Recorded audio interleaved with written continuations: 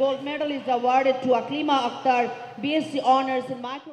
আপনি যদি নিজে পরিবর্তনটা না হন তাহলে আশা করবেন যে কোনো একটা শক্তি আপনাকে এই পরিবর্তনটা করে দেবে, তা কিন্তু হবে না। অর্থ উপদেষ্টা পরিবর্তন করে ফেলবেন, পরিবেশ উপদেষ্টা পরিবর্তন করে ফেলবেন, তা কিন্তু হবে না। আপনি যে পরিবর্তনটা চান আপনার নিজেকে সেই পরিবর্তনটা হতে হবে।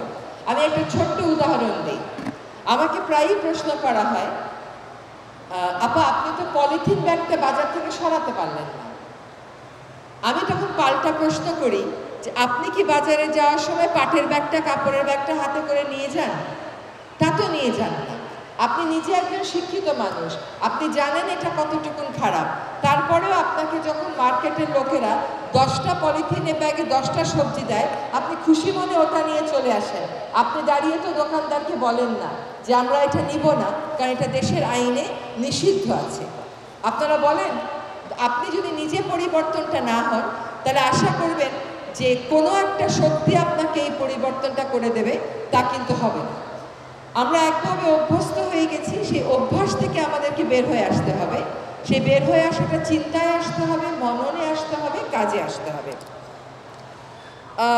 একই পথে যদি আমরা সকলেই চলি এবং পুরনোটাকেই যদি নিয়ম মনে করি, তাহলে কি আর পরিবর্তনটা আসবে?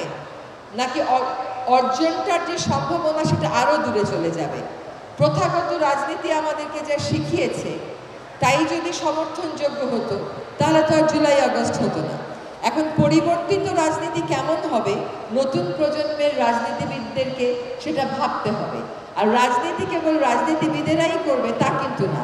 রাজনীতি মানেই কিন্তু দল না। রাজনীতি মানে হচ্ছে মানুষের অধিকার নিয়ে কথা বলা।